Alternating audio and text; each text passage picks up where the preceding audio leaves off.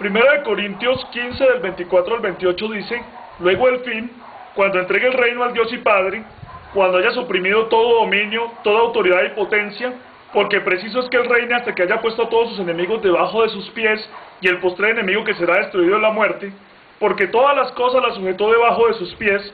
Y cuando dice que todas las cosas han sido sujetadas a Él, claramente se exceptúa aquel que sujetó a Él todas las cosas. Pero luego que todas las cosas le estén sujetas, entonces también el Hijo mismo se sujetará al que le sujetó a Él todas las cosas, para que Dios sea todo en todos.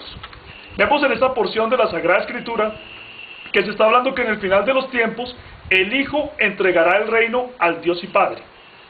Pero miren ustedes muy bien que en esta porción de la Escritura no se está diciendo que un ser menor le esté entregando el reino a un ser mayor. Tampoco se está diciendo que una persona divina va a dejar de reinar para entregarle el reino a otra persona divina. No se está diciendo eso. Para nosotros comprender esta porción de la Sagrada Escritura tenemos que remitirnos a la enseñanza del misterio de la piedad. Dios fue manifestado en carne. Las Sagradas Escrituras nos dicen que Jesús es Dios, porque nos dice que Él es Emmanuel, Dios con nosotros, Mateo 1:23. También dice Isaías 35:4 que Jesucristo es Dios mismo viniendo y salvando, y Primera de Timoteo 3:16 lo ratifica diciendo que Dios fue manifestado en carne. ¿Por qué decimos que Jesús es Dios? Porque Dios tomó un velo de carne para poderse mostrar a la humanidad. Cuando hablamos acerca del Hijo de Dios, ¿qué tenemos que entender nosotros? Que el Hijo de Dios es la manifestación de Dios en carne.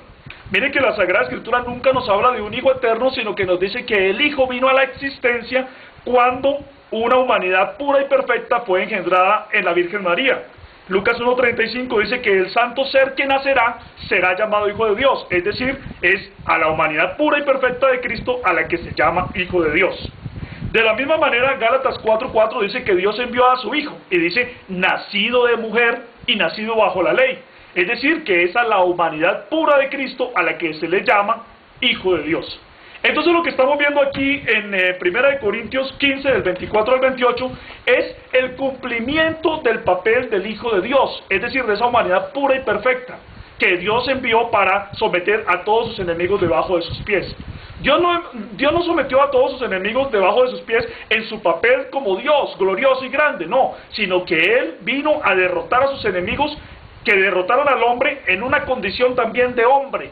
Y en esa condición de hombre es que Él está sometiendo al diablo, al pecado y a la muerte. Ahora vamos a analizar entonces esta porción de la Escritura. Vamos a leer el versículo 24. Dice, luego al fin, cuando entregue el reino al Dios y Padre, cuando haya suprimido todo dominio, toda autoridad y toda potencia. Quiere decir esto aquí que el papel de hijo tendrá un momento final. ¿Cuándo será ese momento final? Cuando haya suprimido, cuando haya destruido a todos los enemigos de Dios. El versículo 25 lo aclara muy bien cuando dice, porque preciso es que Él reine hasta que haya puesto a todos sus enemigos debajo de sus pies.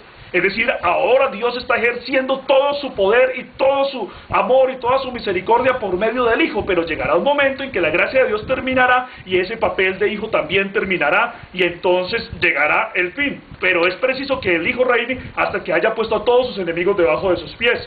Hebreos 1:12 también nos dice que en estos tiempos finales Dios nos ha hablado por el Hijo, porque es el tiempo de la gracia. Y dice el versículo 26, y el postrer enemigo que será destruido es la muerte. ¿Por qué? Porque la muerte es opositora al propósito de Dios para con el hombre. Dios no hizo al hombre para morir, sino para vivir eternamente. Y ese enemigo será destruido para que los santos entren al reino eterno de Dios. Y dice el versículo 27, porque todas las cosas las sujetó debajo de sus pies. Y cuando dice todas las cosas han sido sujetadas a Él, claramente se exceptúa aquel que sujetó a Él todas las cosas. Es decir, Dios sometió todas las cosas a la autoridad del Hijo, a su manifestación en carne, a la autoridad del varón perfecto. Pero dice también que se exceptúa claramente a Dios en su papel glorioso de Padre. Pues claro, el papel de Padre, el papel de Dios como Dios y su papel como Padre han sido eternos, ¿sí? Pero el papel de Hijo solamente tuvo un inicio cuando hubo la manifestación en carne. Es decir, Dios no está sometido al papel de Hijo, porque Él sin ser o sin haberse manifestado como Cristo, Él sigue siendo Dios. Pero en cambio el papel de Cristo, el papel de Hijo, sí está sometido a Dios. Eso es lo que tenemos nosotros que entender. Y luego dice el versículo 28, pero luego que todas las cosas le estén sujetas, entonces también el Hijo mismo se sujetará al que le sujetó a Él todas las cosas, para que Dios sea todo en todos.